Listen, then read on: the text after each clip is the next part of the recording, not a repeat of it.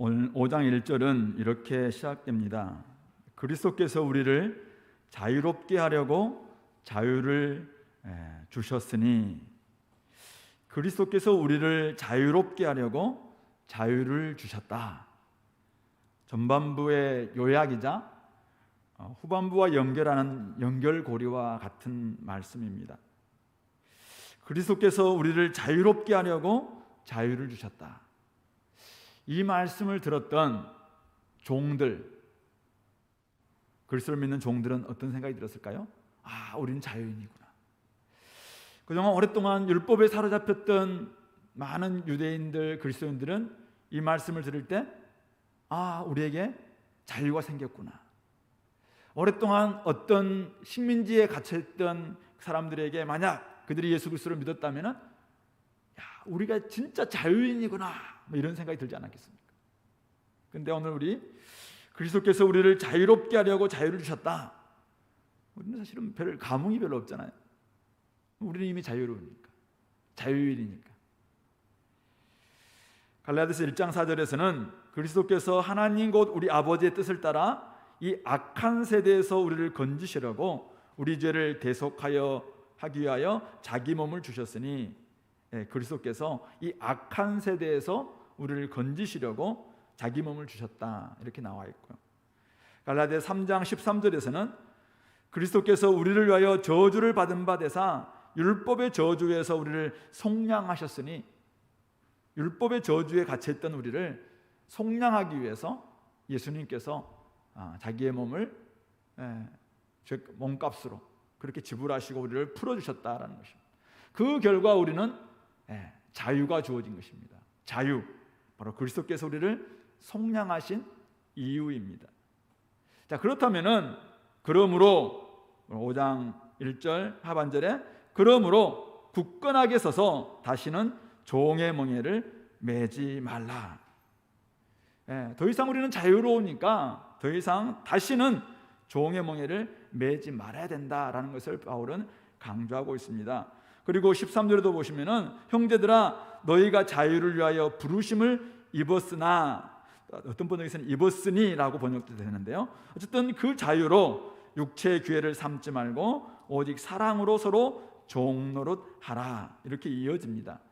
그러니까 결론적으로 이야기한다면 자유를 위해 부르심을 받았기 때문에 다시는 종의 멍에를 매지 말고 종의 신분으로 돌아가지 말고 대신 서로에게는 종처럼 종노릇해라. 우리는 사랑으로 서로에게는 종노릇 해야 되지만 우리는 종의 신분이 아니다, 그 이야기를 이제 이 후반부에서 바울은 하고 싶은 것입니다. 오늘날 다시는 종의 멍에를 매지 말아야 될 그리스도의 자유, 바로 그 부분들을 오늘 5장 1절부터 12절에서는 이야기하고 있고, 그 다음 13절부터 쭉 뒤에서는 어떻게 우리는 서로에게 종노릇 할 수 있을 것인가, 우리가 얻은 이 자유를 가지고 어떻게 하면은 온 율법을 완성하신 그리스도의 법을 따라서 우리가 서로에게 종노릇하며 사랑을 완성할 것인가, 그 이야기를 하고 있는 것입니다. 오늘 우리는 두 가지 말씀을 1절부터 12절에서, 먼저는 1절부터 6절에서는 자유자로서 다시는 종의 멍에를 매지 말라는 명령을 오늘 우리가 바울로부터 받게 되고요, 그 다음에 17절부터 12절에서는 성도들의 자유를 막지 말라는 경고를 내리고 있는데, 그것은 아마 이제 진리를 순종하지 못하게 하는 유대주의자를 향한 경고라고 말할 수 있을 것 같습니다. 자, 그리스도께서 우리를 자유롭게 하려고 자유를 주셨습니다. 죄의 종에서 우리는 풀려났습니다. 율법의 종에서 우리는 속량받았습니다. 그러므로 더 이상 율법의 멍에로부터 정말 우리가 구속되지 않도록 우리를 자유롭게 되었기 때문에 그렇게 우리는 살아야 된다는 말씀이죠. 그리스도인이 얻은 자유, 어떤 자유인가? 바로 율법으로부터 벗어난 자유라는 사실을 오늘 바울은 이야기하고 있습니다. 그러므로 율법의 멍에 앞에서 주눅들지 않도록 굳게 서라고 이야기하고 있습니다. 율법이 다시 한번 초등교사처럼, 우리 앞에서 봤습니다. 초등교사처럼 막 우리를 속박합니다. 계속 엄청난 엄격한 윤리를 가지고 우리를 막 속박하는 율법이 우리를 초등교사와 같이 몽학선생처럼 우리에게 다시 막 하려고 할 때 무슨 소리야? 나는 상속자가 되었다. 나는 이제 어른이 되었다. 나는 이미 자유자다 라고 하면서 거기에 구속되지 않아야 된다는 말씀입니다. 때로는 율법이 초등학문처럼 우주적 원리를 이야기하는 초보적인 원리를 가지고 우리에게 나를 지켜야 된다, 달을 지켜야 된다, 해를 지켜야 된다 끊임없이 이야기하면서 우리에게 자꾸 이렇게 속박하려고 할 때 우리는 사실 그 앞에서 때로는 내가 그래야 되는 거 아닌가? 라는 생각을 들 수 있습니다. 그럴 때마다 우리는 굳게 서서 무슨 소리냐? 나는 이미 자유자다. 상속자의 신분인 하나님의 자녀로서의 그 부분을 명확히 하나 바울은 그렇게 이야기합니다. 다시는 종의 멍에를 매지 말아야 됩니다. 율법을 지켜야 구원을 얻을 자처럼 생각하지 않도록 이미 자유자요 아들의 신분임을 분명히 할 것을 말씀하고 있습니다. 왜 이렇게 바울은 다시 한번 이제는 이제 이렇게 살라라는 이야기를 나올 것도 같은데 왜 또 이렇게 이야기할까요? 여전히 할례를 받아서 유대인이 되어야 언약 백성이 된다라고 주장하는 자들의 주장이 있기 때문에 그렇습니다. 그들의 주장은 할례를 받으면 너희들이 언약 백성이 되어서 우리가 유대인이 언약 백성 되어서 하나님의 복을 받은 것처럼 너희도 그렇게 된다라고 이야기하는 것이죠. 그러니까 바울은 이 부분에 있어서는 단호하죠. 2절 보니까 보라 나 바울은 너에게 말하노니 사도의 권위로서 분명히 말합니다. 만일 너희들이 구원의 조건으로 언약 백성의 조건으로 할례를 받는다면 어떻게 될 것인가? 바로 그리스도로부터 아무 유익을 받을 수 없다라는 것을 분명히 이야기합니다. 다시 한번 3절에서도 이야기합니다. 내가 할례를 받는 각 사람에게 다시 증언한다. 맹세한다. 명확하게 내가 선언하는데 바울의 태도는 지금 한 채 양보도 없습니다. 그는 율법 전체를 행할 의무를 가진 사람이 된다. 즉 이제는 자기가 할례만 받으면 되는가? 유대인만 되면 되는가? 아닙니다. 유대인이 되는 순간 다시 한번 할례를 받는 순간 그때부터는 모든 율법의 613가지의 율법 전체 율법 하나하나를 다 지키는 그런 사람이 될 수밖에 없다라고 바울은 이야기하고 있습니다. 그런 사람을 4절에서는 율법 안에서 의롭다함을 얻으려 하는 너희는 이라고 표현하고 있죠. 그렇게 하면서 그런 사람이야말로 그런 사람은 당연히 그리스도에게서 끊어지고 그리스도께서 하셨던 유익으로부터 끊어지고 은혜에서 떨어진 자로다. 은혜로 구원받은 사람이 아니라 더 이상 이제는 그들은 행위로 구원받겠다라고 나선 사람이 된다라고 이야기하고 있는 것이죠. 단지 할례는 더하는 것이 무슨 의미가 있냐, 좀 나쁘냐? 네 예수님을 믿고 난 다음에 할례를 받고 유대인이 되라. 그러면 언약 백성이 된다. 거기 넘어가는 것이 우리가 때로는 믿음 플러스 할례 될 것 같아요. 믿음 플러스 행위, 그러므로 말하면 구원이 더 완벽하게 되는 게 아닌가? 이런 생각이 들 수 있습니다. 그런데 그렇게 되는 순간 그리스도로부터 오는 자유, 그리스도로부터 오는 은혜, 그리스도로부터 얻은 구원 다 무효화된다. 오늘 바울이 그렇게 이야기하고 있는 것이죠. 그러면서 우리는 5절 그러나 우리가 성령으로 믿음을 따라 의의 소망을 기다리노니 그리스도 예수 안에서는 할례나 무할례나 효력이 없으되 사랑으로서 역사하는 믿음뿐이니라. 그렇게 이야기하고 있습니다. 그리스도 예수 안에서는 할례를 받은 유대인이나 무할례자인 이방인이나 사실은 그런 외모 때문에 사실 구원받는 게 아닙니다. 이미 예수님께서 십자가에서 우리의 모든 율법을 다 이루어 주셨고 율법의 저주를 다 담당해 주셨기 때문에 그것으로 오케이 됩니다. 모든 것이 필요 충분 조건이 다 완성되는 것이죠. 그러므로 거기에는 할례나 무할례나 어떤 역할도 할 수 없고 어떤 효력도 발생할 수 없다는 말씀입니다. 할례를 받았든 받지 않았든 그런 것이 어떤 가치를 부여하지 않는 것이 바로 예수 그리스도 아닙니다. 거기서는 남자나 여자나 이방인이나 유대인이나 자유자나 종이나 그런 어떤 것들도 어떤 외적인 조건은 전혀 사실 어떤 가치도 없고 효력도 능력도 발생할 수 없는 것이 바로 예수 그리스도 아니다라고 이야기하고 있는 것이죠.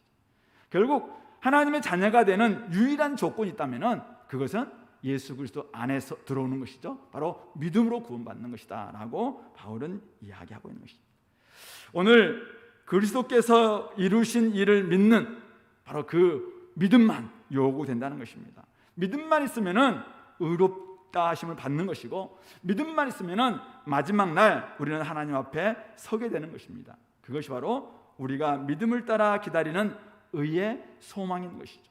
우리는 과거에 믿음으로 말미암아 구원받았습니다. 그리고 지금도 믿음으로 이 땅을 지금 살아가고 있습니다. 그리고 마지막 주님 앞에 서는 날, 믿음만 있다면은 하나님 앞에 의롭다 하심을 얻고 우리는 사실 주님 앞에서 의인으로서 대접을 받는 것이죠. 그것이 바로 우리가 기다리는 의의 소망이라고 이야기하고 있는 것입니다. 근데 그 믿음이 어떤 믿음인가? 오늘 6절 하반절에서는 사랑으로서 역사하는 믿음이라고 이야기합니다. 그 믿음은 사랑으로, 하나님의 성품이 사랑이 증거되는, 하나님의 사랑이 나타나는, 하나님의 사랑을 온전히 이렇게 증명하는 그런 믿음이라고 이야기하는 것입니다. 그렇기 때문에 오늘 1절부터 6절에서 이야기하는 바는 무엇입니까? 율법으로부터 벗어난 자유로운 신분을 우리는 받아들이고 우리의 행위로 구원을 얻을 것처럼 할례를 주장하는 소리 더 이상 기울이지 말라. 그들이 자꾸 우리의 행위를 하면서 그래도 믿음만 구원받는 게 아니라 거기다 네 행위를 좀 뭐 해야 된다라고 이야기하면서 그렇게 하는데 그 소리 무시하라 이거죠. 우리가 해야 될 일은 종의 멍에를 다시 매는 것이 아니라 더 이상 종의 멍에를 매지 않겠다 거부하는 것이 우리가 해야 될 일입니다. 그러니까 어제 우리는 굳게 선다는 것은 멍에를 벗어야지 굳게 설 수 있습니다. 멍에를 메고 있으면 이 굳게 설 수가 없어요. 멍에를 벗고 딱 굳게 서서 이제는 우리는 자유인이다, 우리는 이미 상속자다, 우리는 이미 약속의 자녀다라는 것을 분명히 할 것을 말하고 있는 것입니다. 이것은 바로 사도의 명령이자 하나님의 뜻인 것입니다. 그러므로 오늘 우리 1절부터 6절에서 정리하면 이렇습니다. 우리는 믿음으로 의롭다함을 얻었습니다. 우리는 그리스도 안에서 약속의 자녀가 되었습니다. 의인이 되었습니다. 우리는 더 이상 죄인이 아니죠. 더 이상 죄의 종이 되어서도 안 됩니다. 죄가 시킨 대로 살아서도 안 되는 것이죠. 더 이상 우리는 신분상 목적상 죄의 종으로서 살 수 없습니다. 그게 로마서 6장의 내용입니다. 대신 우리는 하나님께 마음껏 나아가서 교제하고 아버지라 부르면서 아버지의 영광을 구하고 아버지의 얼굴을 바라는 그런 자녀로서 살아가면 되는 것입니다. 그리고 오늘 이 갈라디아서 5장에서는 그리스도께서 우리를 자유롭게 하려고 자유를 주셨습니다. 우리는 더 이상 죄의 종에서 벗어났을 뿐만 아니라 율법의 저주에서도 벗어났습니다. 율법의 종으로부터도 속량받았습니다. 그러므로 초등교사나 초등학문과 같은 그런 어떤 것으로 자꾸 우리에게 들이대면서 이렇게 살아야 된다라고 이야기하는 거기로부터도 우리는 자유롭게 되었다는 사실입니다. 왜요? 우리의 구원은 우리의 행위에 근거하지 않았기 때문입니다. 더 이상 율법의 요구에 따라 살지 않아도 이미 우리는 자유를 얻은 사람들입니다. 이미 자유를 얻은 신분입니다. 그러므로 은혜 안에 거하면 됩니다. 그리스도 안에서 자유를 누리면 된다는 사실이죠. 그런데 생각해 보면은 참 습관이라는 게 무섭습니다. 몸이 기억하는 게 있습니다. 옛 습관이 나를 다 붙듭니다. 옛날 습관이 나에게 그렇게 사는 게 맞지 않나 생각하게 만듭니다. 우리 자꾸 우리의 몸이 율법대로 살고 싶어 합니다. 도리어 그때가 편했다라고 생각합니다. 그리스도께서 행하신 일을 믿고 의의 소망을 기다리며 다름질하면 되는데 자꾸 옆에서 할례 정도는 괜찮다. 달을 지키고 나를 지키고 절기를 지키는 게 뭐가 문제냐라고 이야기하면은 그럴 것 같다라고 생각합니다. 얼마 전에 어떤 사람은 이렇게까지 이야기하더라고요. 저는 율법을 지키는 게 훨씬 더 편한 것 같아요. 율법 안에서 의롭다함을 얻는 게 저에게는 더 필요할지 모르겠어요. 이런 뜻으로 제가 사실은 해석을 했습니다. 과연 오늘 주님이 주신 자유가 그런 자유냐 이거죠. 제가 어릴 때 섬에서 살았으니까 섬소년의 꿈이 있었습니다. 앞에 있는 이 섬에서 육지로 나가는 게 이제 꿈입니다. 그래서 이제 연습을 하는 거죠. 앞에 조그만 이제 그까지 막 수영해 수영 열심히 수영합니다. 뭐 어떤 못 가기도 하고 또 가기도 하고 그 다음에 좀 더 멀리 있는 이제 또 어떤 바위에 있으면 그게 막 가는 연습이 있죠. 그럼 저 앞에 있는 큰 섬이 있는데 그 섬까지 가는 이제 연습을 막 하는 거예요. 그런데 한 번도 가보지는 못합니다. 제가 이 생각을 하다가 이런 생각이 들었습니다. 어떤 사람이 열심히 훈련시키는 거예요.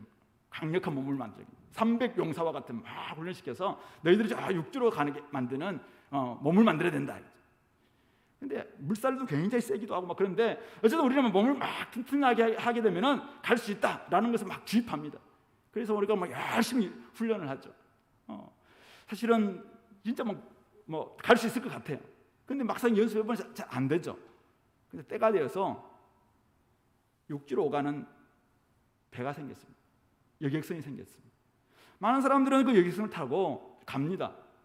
병원도 가고 약국도 가고 극장도 가고 막 이렇게 갑니다. 그런데 그것이 거부하는 사람들이 있습니다. 이것을 시키는 사람이죠. 훈련시키면서 재미 본 사람들. 그리고 몸이 자기를 막 좋아하는, 내가 이렇게 열심히 훈련하니까 내가 될 것 같아. 뭐 이렇게 생각하는 사람들.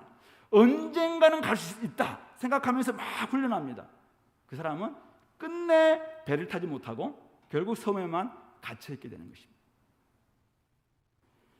이것은 제가 지어낸 이야기입니다. 그런데 실제적인 이야기가 여러분도 아마 다 들었을 거라고 생각합니다. 쇼이치 요코이 병장이라는 괌에서 28년 동안 동굴에 갇혀 있다가 사실은 발견된 1972년에 발견됐습니다. 이 사람은 대일본 제국 천황폐하의 군인으로서 태평양 전쟁에 참가했던 사람이었습니다. 20살에 군대를 갔습니다. 이 사람이 태평양 전쟁이 끝났습니다. 그런데 그로부터 28년 동안 동굴에서 혼자만 태평양 전쟁을 치렀습니다. 자기는 대일본 제국 천황폐하의 군인이다. 이 명예를 메고 천황폐를 위해서 싸우는 겁니다. 혼자서 그 동굴에서. 이 과거가 어쩌면 그 명예가 사실은 자기를 꽉 메고 있으니까 결국 그는 끝까지 1972년에 발견될 때 그 짐승과 같은 모습이었다고 사진도 나와 있습니다. 그런데 그는 여전히 전쟁이 다 끝나서 자유몸이 되었음에도 불구하고 여전히 전쟁에 사로잡혀 있는 그런 모습을 보였다는 사실. 종의 멍에를 메고는 그리스도의 자유를 누릴 수가 없습니다. 무거운 짐을 지고 굳게 설 수도 없습니다. 그럼 우리는 기억해야 합니다. 이미 진리가 우리를 자유케 하셨습니다. 주님께서 우리를 자유롭게 하려고 자유를 주셨습니다. 그러므로 우리는 굳건하게 서서 다시는 종의 멍에를 매지 말아야 됩니다. 종의 멍에를 매지 않는 것은 우리가 해야 될 일입니다. 우리가 매지 않아야 되는 것입니다. 이미 율법의 종에서 벗어난 사람들입니다. 율법의 멍에를 매는 순간 그리스도에게서 끊어지고 율법에서 떨어진 자임을 우리는 명심해야 합니다. 누가 뭐래도 굳건하게 서서 그리스도를 믿는 이 믿음 안에서 나는 자유를 얻은 천국 시민이다. 천국 시민 민증 딱 보여주는 민증을 바로 이때는 내가 천국 시민다운 그런 삶을 보면서 나는 천국 시민이야 라는 민증을 딱 까보이는 거죠. 그렇게 할 때 우리는 결코 종의 멍에를 다시 매지 않을 수 있는 그런 사람이 될 수 있습니다. 여러분들은 잘 모를 수 있는, 여러분들 알지 모르겠습니다. 옛날에 제가 대학 시절 때인가 멍이라는 노래가 있어요. 김수희의 멍이라는 대중가요가 있었는데요. 아침에 갑자기 그 가사가 떠올랐습니다. 그래서 제가 한번 잠깐 부를 건 아니에요. 쳐보니까 어떤 내용이냐면 어차피 헤어져야 할 거면 미련을 두지 말아요. 아무리 아름답던 추억도 괴로운 이야기로 사랑의 상처를 남기네. 어쨌든 이것이 아무리 옛날에 좋은 추억이 있달지라도 이것은 이제는 결별해야 될 거라면은 미련이 있달지라도 철저하게 버려야 됩니다. 율법은 우리에게 때로는 사실은 굉장히 많이 어떤 유익이 있어요. 그러나 율법으로는 우리가 언제나 자유를 누리게 만드는 것이 아니라 또다시 우리에게 행위 구원을 강조하게 만드는 그런 요소가 있다는 사실을 기억하면서 우리는 이미 자유로운 사람들이기 때문에 율법으로 구원받으려고 하는 사람은 우리 교회에 한 사람도 없을 줄 압니다. 그러나 끊임없이 자기로 하여금 어떤 것에 구속되려고 하는 이런 우리의 이 몸, 우리의 육신 이게 남아있거든요. 그러니까 그것을 위해서라도 우리는 철저히 그것을 끊어낼 수 있는 우리의 모습이 될 수 있길 바랍니다. 또 하나는 우리는 오늘 5절 6절을 보니까 성령으로 믿음을 따라 의의 소망을 기다리는 사람들이라고 이야기했습니다. 우리에게 필요한 것은 율법의 행위가 아니라 믿음입니다. 바로 그리스도께서 행하신 일에 대한 믿음, 그 믿음을 가지고 우리는 이 나그네 길, 이 그리스도인의 삶을 살아내는 사람들입니다. 우리는 정말 예수님 앞에서 의롭다 함 칭의를 받았을 때도 이 믿음으로 칭의를 받았습니다. 마지막 날 하나님 앞에 설 때도 우리는 오직 이 믿음만 요구됩니다. 우리는 성령으로 믿음을 따라 자유를 얻었고 천국에서 하나님을 만나 영원히 교제할 날을 기다리는 믿음의 사람임을 우리는 기억해야 된다는 것입니다. 우리는 지금도 하나님 앞에 나와서 마음껏 예배드릴 수 있는 이런 사람이 되었습니다. 무엇 때문입니까? 우리의 행함 때문인가요? 우리가 착해서입니까? 우리가 여러분들이 옛날부터 굉장히 많이 착했기 때문입니까? 아닙니다. 그리스도께서 행하셨던 그 일을 믿는 그 믿음 때문에 우리는 하나님 앞에 나올 수 있는 이 은혜를 얻었다는 사실입니다. 그리스도께서 이루신 일을 믿는 그 믿음으로 우리는 이 나그네 길을 계속 걸어가는 것입니다. 마지막 날 믿음으로 우리는 의의 소망을 기다리는 것입니다. 어떤 사람들은 우리의 처음에 구원은 은혜로 받지만은 나중에 상급은 행위로 받는다 이런 말도 있습니다. 사실은 성경에서 그런 말 물론 행함을 굉장히 강조하는 부분도 있어요. 그러나 행위 구원이라는 말은 없습니다. 우리가 행위로 구원받는 것은 결코 아닙니다. 우리는 여전히 지금도 오늘 현재도 성화의 과정도 믿음으로 가는 것입니다. 마지막 날 영화 앞에 하나님처럼 되는 그 영화의 삶도 결국 그리스도께서 이루신 그 일을 믿는 그 믿음으로 우리는 영화롭게 되는 것입니다. 따라서 오늘 우리는 믿음으로 이 길을 걸어가는 것입니다. 물론 이 믿음은 사랑으로 역사하는 믿음이어야 된다고 이야기했습니다. 믿음을 가진 사람들은 사랑의 수고를 감당해야 됩니다. 다음에 이야기할 겁니다. 어쨌든 우리 힘으로는 이것이 불가능합니다. 그래서 하나님께서 성령을 보내주신 것이죠. 그러므로 성령과 믿음만 있으면 얼마든지 자유롭게 이 땅에서 하나님의 자녀로 살 수 있습니다. 사랑을 표현해낼 수 있습니다. 하나님이 어떤 분이신지 우리는 살아낼 수 있습니다. 그러므로 자꾸 어떤 율법적 행위를 가지고 우리가 이 땅에 살려고 하기보다는 이미 우리는 믿음만 가지면 됩니다. 근데 그 믿음은 하나님의 성품을 드러낼 수 있는 성령으로 말미암아 그 사랑을 표현하는 믿음이라고 이야기했어요. 그러므로 우리가 날마다 이제 하나님의 뜻을 순종하는 것이죠. 그래서 그런 삶을 살아내는 믿음, 바로 결국 우리는 새로운 신분을 얻은 우리들이 자꾸 우리를 얽매이게 만드는 어떤 시도에 대해서는 거부하고 도리어 성령께서 우리에게 주시는 사랑의 수고를 하자, 오케이 하는 것이죠. 성령께서 우리에게 이렇게 좀 살아내자, 기쁨으로 하는 것입니다. 결국 이것이 믿음과 성령으로 이 의의 소망을 기다리는 삶의 모습이라고 오늘 말씀하고 있는 것이죠. 그러므로 지난주에 이야기했다시피 좀 누군가에 의해서 자꾸 내가 규정되려고 할 때, 구속되려고 할 때, 그때 여러분들이 잠시 멈추시고 여러분들 속에서 나온 하나님의 뜻과 성령님의 자발적인 인도하심에 따라서 여러분들이 선제적으로 자발적으로 내가 이런 삶을 살겠습니다 라고 결단하시고 그렇게 살아내면 되는 것입니다. 바로 그것이 우리가 의의 소망을 기다리는 성도들의 온전한 모습이다라는 걸 기억하시고 오늘 우리가 해야 될 일은 종의 멍에를 거부하고 이제는 믿음으로 사랑을 표현하는 삶이다. 이것을 기억하며 나아갈 수 있기를 바랍니다. 이제 두 번째 7절부터 12절 이 자유를 막는 자들에 대한 경고인데요. 바울은 그리스도의 삶을 다름질에 비유하고 있죠. 7절에 보니까 너희가 다름질을 잘 하더니 누가 너희를 막아 진리를 순종하지 못하게 하더냐라고 이야기하면서 어떤 이 유대주의자들을 그들의 권면이라고 표현하고 있죠. 8절에 그 권면은 너희를 부르신 바로 하나님으로부터 나오는 것이 아니다라고 이야기합니다.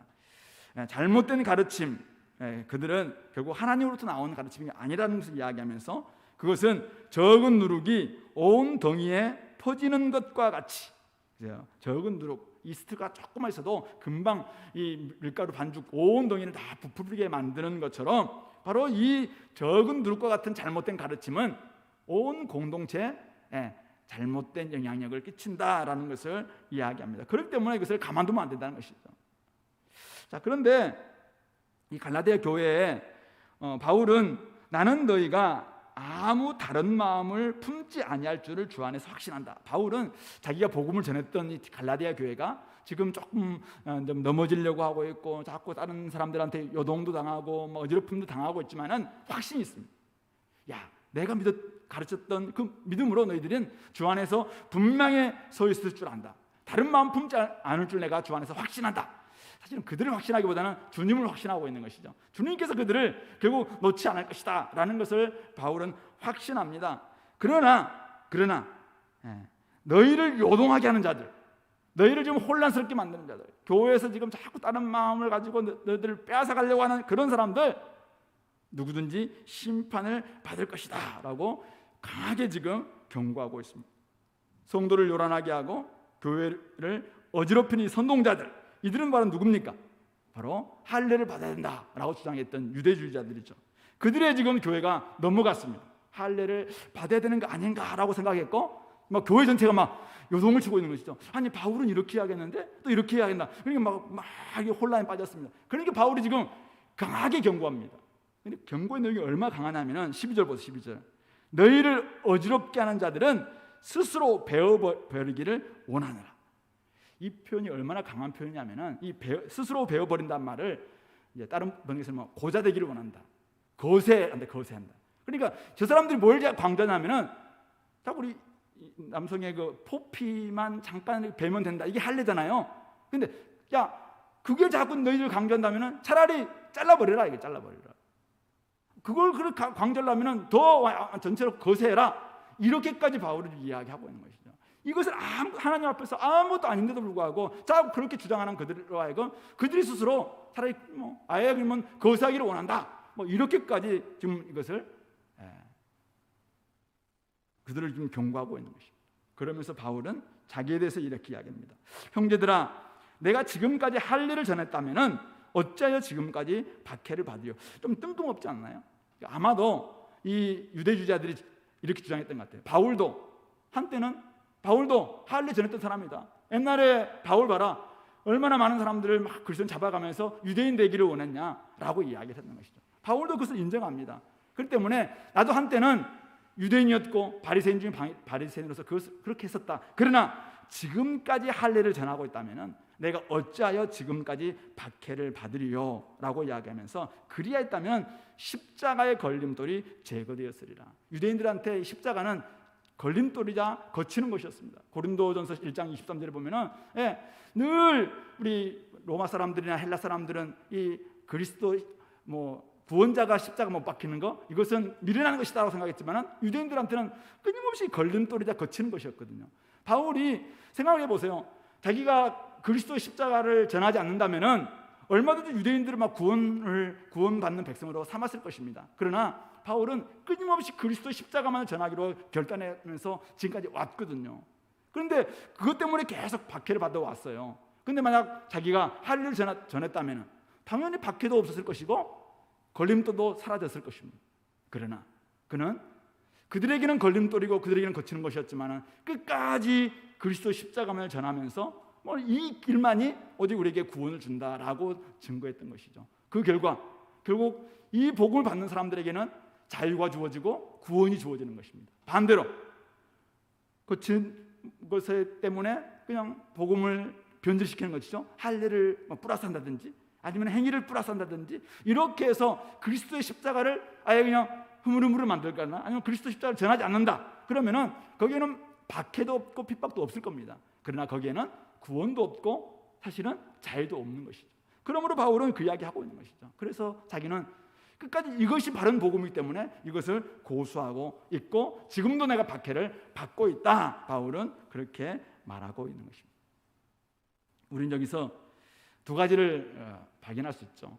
첫 번째는 바른 복음을 전하는 것이 얼마나 중요하냐. 그리스도 안에 있으면은 구원과 함께 자유가 주어진다. 이게 사실은 바른 복음이죠. 그리스도께서 행하신 일을 믿으면은 그것만으로 우리에게 구원이 주어진다. 다른 어떤 조건도 필요치 않다. 다른 어떤 것도 바로 우리가 구원을 얻는데 플러스 알파가 될 필요도 없고 되어서도 안 된다라는 것이 바른 복음입니다. 우리가 그런 복음을 전하면은 사실은 인기도 없고 도리어 박해를 받습니다. 그러나 대신 구원과 자유를 다른 사람들에게 선물해 줄 수 있습니다. 그런데 반대로 그리스도를 떠나서 다른 복음을 전하게 되면 어떻게 됩니까? 사람들에게는 굉장히 인기 있을 수 있습니다. 핍박도 박해도 사라질 수 있습니다. 그러나 거기에는 구원도 없고 자유도 없는 것입니다.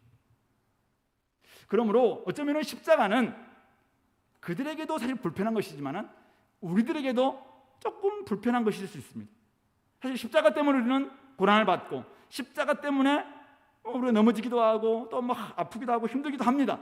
그러나 그리스도 십자가에서 달리신 바로 십자가에 달리신 그리스도를 전하지 않는다면은 이 거치는 것, 걸림돌 것을 제거한다면은 거기는 어떤 구원도 없고 어떤 자유도 없다라는 사실을 우리가 기억한다면은 당연히 우리는 고난이 있고 박해가 있고 어려움이 찾아온다 할지라도 그리스도 십자가만 전하는 것, 이것이 바른 복음이라는 것을 기억해야 합니다. 십자가를 제거하는 순간 쉽게 전할 수 있을 겁니다. 아마 편하게 믿을 수 있을 것입니다. 그러나 거기에는 하나님이 주시는 참된 구원은 없다는 사실입니다. 오늘 우리 삶 가운데서 아까 제가 섬 이야기를 했었는데요, 섬으로 오가는 그냥 저 배 때문에 사람들에게 내가 지금 훈련했던 이런 부분들이 못하고 있다, 배를 불살라 버립니다. 그럼 이제 계속 훈련시키는 거죠. 그래서 용사를 만듭니다. 근데 사실은 그렇게 해서 용사를 만들다 할지라도 결코 우리 능력 가지고는 나아갈 수 없습니다. 도리어 사실은 되도록 연약하게 보이는 것 같아요. 보니까 훈련 안 하니까 연약하게 보이는 것 같아요. 근데 배 타고 나아가면 훨씬 더 우리에게 더 우리를 강하게 만들어줄 수 있고 더 유익을 줄 수 있는 얼마든지 많은 것들이 사실은 육체가 많이 있거든요. 근데 그 섬에서는 사실은 수도가 있습니까? 극장이 있습니까? 뭐 있습니까? 아무것도 없어요. 오직 막 강한 이것만 시키거든요. 근데 배 타고 나아가 보십시오. 연약한 사람 같지만은 나아가면은 주님께서 예비해 놓으신 엄청나게 많은 사실은 풍성한 것들이 준비되어 있어요. 근데 그것을 다 보지 못한 채 강한 이것만 강조하면서 우리가 배를 불살르는 순간, 십자가를 없애는 순간 도리어 사실은 그들을 종 삼을 수밖에 없다라는 것을 기억하면서 바른 복음 전하는 거, 바른 복음대로 사는 것이 참 중요하겠다라는 것입니다. 두 번째는 잘못된 가르침은 단호하게 막아야 된다. 오늘 바울의 태도를 보십시오. 그가 사도가 이런 표현을 해도 되나? 할 정도로 굉장히 강하게, 단호하게, 분명하게 이야기합니다. 그것은 쓸데없는 것. 그것은 하나님 앞에서 아무것도 아니다. 따라서 그것들은 차라리 너희들 그게 중요하다면 그냥 그것을 해라. 이렇게까지 단호하게 이야기하는 이유가 무엇입니까?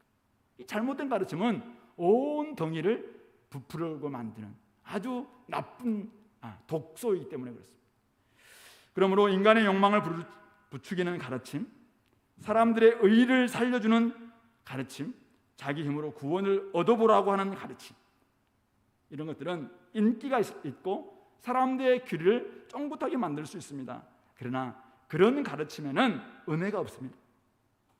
그리스도께서 이루신 일을 신실하게 믿지 않아도 됩니다. 행위로 구원을 얻을 수 있겠다라는 에로스적인 욕망만 가득한 것이기 때문에 그렇습니다. 그러나 기독교의 구원은, 하나님이 주시는 우리에게 구원은 우리가 은혜 없이는 받을 수 없는 것입니다. 오직 바로 아가페적인 사랑, 헤세드만이 사실 우리의 구원을 가능하게 하는 사실은 유일한 조건인 것입니다. 그러므로 신실하신 하나님의 은혜와 사랑만이 구원을 해줄 수 있습니다. 오늘 이사야에서 이야기하고 있는 것처럼 새 일을 행하신 분은 오직 하나님이시지 결코 누가 우리에게 사막의 강을 또 바다의 길을 내실 수 있는 분은 없습니다. 오직 하나님만이 그것을 가능한 것이죠. 그러므로 우리는 하나님만 바라보고 그리스도의 십자가를 온전히 의지해야 됩니다. 만약 그렇지 않고 자꾸 인본주의적인 어떤 복음이라든지 다른 어떤 우리 의를, 인간의 의를 강조하는 이런 가르침이라든지 이런 가르침이 교회에 들어올 때 이런 부분에 대해서 우리는 저 정도는 괜찮지 않을까? 저 정도는 우리가 이렇게 낫지 않을까? 그런 순간 온 덩이를 부풀게 만들 수 있다는 것이죠. 이 누룩은 적은 것이랄지라도 누룩입니다. 그래서 그것들은 철저히 제거해야 된다. 그러므로 우리가 하나님 말씀 앞에 늘 교정받을 수 있도록 뭐가 옳은 것인가 그런 것인가 말씀이 성경 말씀이 교정의 잣대입니다. 그래서 여러분들이 끊임없이 말씀을 잘 연구해야 될 것이고 그리고 스스로 우리 속에 있는 욕망 또한 우리가 사실은 계속 넘어지게 만들 수 있거든요. 그러니까 내 때문에 자꾸 다시 옛날로 돌아가려고 하는 마음이 있잖아요. 그러므로 하나님이 이미 주신 성령님, 이 성령님에 의해서 내 자신을 통제받아야 됩니다. 이것이 성령 충만이죠. 그러므로 성경 말씀에 의해서 교정받고 성령에 의해서 통제받을 때, 절제하게 될 때 우리는 율법에 의지하지 않고도 얼마든지 주님의 법을 성취할 수 있습니다. 하나님의 뜻인 사랑을 만들어낼 수 있습니다. 바로 그것이 오늘 우리 성도들이 해야 될 일이고 온전한 모습인 것입니다. 그렇지 않게 되면은 자꾸만 우리 약점을 파고들거든요. 야, 네가 뭐라고 해보니까 안 되잖아. 야, 네 왜 그렇다고 넘어지니? 그러니까 율법 필요한 거잖아. 야, 네 스스로 한번 살아본다고 하면 살아봐라. 야, 너 안 되잖아. 그러니까 누군가가 강제해줘야 돼 라고 이야기하면서 어떤 또 교관을 데려오는 거예요. 더 막 탁월한 조교를 데려옵니다. 그래서 이렇게 살아야 돼. 그렇게 이야기하니까 사람들은 되거든요. 그러니까 거기 또 넘어갑니다. 그런 순간 우리는 종이 되는 것이죠. 그러므로 교회가 요동하게 되고 어지럽게 되는 것은 작은 가르침을 용납할 때입니다. 작은 잘못된 가르침을 용납할 때입니다. 그러므로 바울처럼 스스로 배워버리기를 원한다라는 그런 심정으로 잘못된 가르침에 대해서는, 잘못된 복음에 대해서는 분명하고 단호하게 우리가 경고하고 경계하고 또 지켜낼 수 있어야 되는 사실을 기억했으면 좋겠습니다. 말씀을 맺겠습니다. 저는 오늘 이 말씀을 보면서 사역자의 태도와 성도의 태도에 대해서 한번 생각해 봤습니다. 저는 사역자로서 참 바울처럼 이렇게 집요하고도 단호한 이런 모습이 있는가? 해선하는 수고를 하는 어미처럼 자신의 어려움, 핍박 아랑곳하지 않고 어떤 대접받아도 상관하지 않고 오직 그에게는 복음이 주는 자유, 그리스도께서 주신 그 은혜에 거하기를 바라는 그 마음밖에 없는 것 같아요. 성도들이 이 그리스도께서 우리에게 자유를 주셨는데, 그리스도께서 우리에게 은혜를 주셨는데 왜 자꾸만 다른 것들이 자꾸 기생하려고 하느냐? 바울은 그거 견디지 못하고 있는 것 같아요. 그러니까 그는 막 분노합니다. 단호합니다.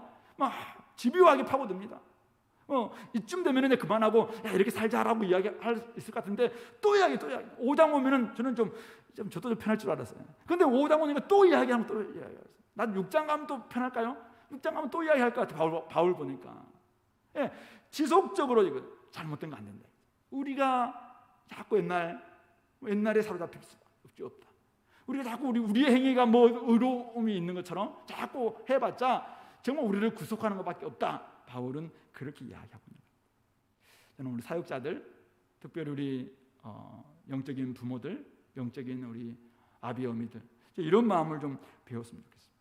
진짜 어떻게든지 그들에게 구원의 기쁨을 전해주고 싶은 거잖아요. 하나님의 자녀됨에 정말 그 자유와 특권을 맛보게 해주고 싶은 거잖아요. 천국을 사실 그들에게 선물해주고 싶은 거잖아요. 그렇게 잘못 살아왔는데 또다시 잘못 살게 만들 수는 없잖아요. 그렇게 율법에 의해서 어떤 행위에 의해서 그냥 자상도 안 좋고 사람들로부터 막 그렇게 당해왔는데 또다시 복음 안에 들어왔는데도 또 누군가에 막 얽매이고 살게 해주고 싶냐 이거죠. 그게 아니다. 바울은 그것 좀 이야기해주고 있는 거예요. 우리 기대하고 바라고 원하는 마음, 우리 성도들에게 원하는 마음이 뭘까? 내 사람 만들려고 하는 거 일말의 것도 없고 그렇다면 저는 사실은 목사 그만둬야 되겠죠. 하나님의 사람, 하나님이 주신 자유, 하나님이 주신 아들, 딸로서의 특권, 바로 그것을 누릴 수 있는 그런 마음들 내가 좀 배워야 되겠다라는 것입니다. 성도로 태도는 무엇일까? 오늘 이들이 다름질을 잘 하다가 진리에 순종하고 있다가 갑자기 지금 순종하지 않고 길을 막고 좀 잘못 긴 길로 좀 헤매고 있는 거잖아요. 어지럽게 되고 요동하게 되고 막 이렇게 하고 있잖아요. 그래서 왜 애들이 자꾸 요동하고 이렇게 흔들리게 됐을까? 결국 성도가 어떤 사람인가에 대한 이 명확한 자기 정체성이 불분명했기 때문이겠죠. 믿음을 따라서 의의 소망을 기다리는 사람, 그 믿음은 무엇인가? 사랑으로서 역사하는 믿음이다. 저는 이것이 있으면은 오직 믿음으로 말이 어떤 의미인가라는 것을 알고 있을 것 같아요. 그러니까 우리에게 어떤 강조점이 없습니다. 이 믿음으로는 말은 오직 그리스도께서 행하셨던 그 일, 하나님께서 행하셨던 그 일에 내가 전적으로 의지합니다, 이 태도거든요. 그러니까 오늘 내가 구원받은 것도 나에게 의의가 없습니다. 내가 오늘 구원받는 백성으로 살아가는 것도 나에게 의의가 없습니다. 마지막 날 내가 주님 앞에 서게 될 것도 나에게 의의가 없습니다. 오직 그리스도께서 행하셨고 그리스도께서 지금도 나를 위해서 행하시고 계시고 마지막 내가 주님 앞에 온전히 의롭게 서는 것도 그리스도께서 행하셨는 그 일을 내가 믿는 그 믿음뿐입니다. 그러니까 하나님 내 안에 나는 죽고 그리스도가 사는 사람들이잖아요. 우리 갈라디아서 2장 20절에서 이야기하고 있는 게 그거잖아요. 나는 없어졌잖아요. 그리스도가 사십니까? 그러니까 그리스도가 온 율법을 다 완성하신 분이니까 내 안에서는 사랑이 다행히 표현될 수밖에 없는 것이죠. 사랑을 해라 이건 율법이 될 수 있어요. 그러나 내 안에서 막 믿음으로 말미암아 내 안에서 하나님이 성령이 막 작동하시는데 당연히 다른 사람들을 보면은 종로를 하게 되는 거 당연하다는 것이죠. 그러므로 우리 성도들이 어떤 존재인가? 나는 오직 믿음의 첫 시작부터 믿음의 마지막까지 철저히 오직 믿음으로, 즉 그리스도께서 행하셨던 그 일을 내가 전적으로 신뢰하며 나아가는 사람이구나, 이 사실을 우리가 의지하는 것이죠. 그래야지 사람들의 말에 마음을 빼앗기지 않습니다. 사람들의 어떤 가르침에 자꾸 우리의 교회가 어지럽히지 않습니다. 우리는 오직 공동체를 요동하지 않게 하기 위해서, 어지럽히지 않게 하기 위해서라도 오직 그리스도께서 행하셨던 그 일, 내가 제대로 믿고 있는가? 우리 교회는 그리스도께서 십자가에서 행하셨던 그 일을 온전히 신뢰하고 거기에 내가 따라가고 있는가? 그렇다면 우리는 그 믿음 가지고 여기에서 사랑도 다양히 표현됩니다. 당연히 그런 사람들은 내 안에서 성령님과 더불어 살아가기 때문에 날마다 사랑이 표현되고 역사할 수밖에 없다고 생각합니다. 그러므로 결국은 믿음과 성령으로 살아가는 사람들이 성도들이고 의의 소망을 기다리는 사람들이다. 이 사실을 우리가 좀 놓지 마시고 세상에 자꾸 우리에게 새로운 사상들, 새로운 또 어떤 복음들이 자꾸 우리에게 또 들어올 거예요. 그때마다 분명하게 점검하십시오. 그리스도께서 행하셨던 그 일을 믿느냐 안 믿느냐, 이게 기준입니다. 이것만이, 이 믿음을 가지고 우리가 나아간다면 우리는 흔들리지 않을 수 있습니다. 칭의와 성화의 관계가 뭐냐, 다양한 이야기 하더라도 그분들 이야기하라고 하십시오. 그러나 우리는 처음부터 마지막까지 오직 그리스도께서 행하셨던 그 일을 내가 받아들이는 사람들이다. 이거에 대해서 명확하다면 우리는 사실은 흔들리지 않을 수 있습니다. 그런 믿음으로 나아가는 우리 모든 성도님들 될 수 있기를 바랍니다. 같이 한번 기도합시다.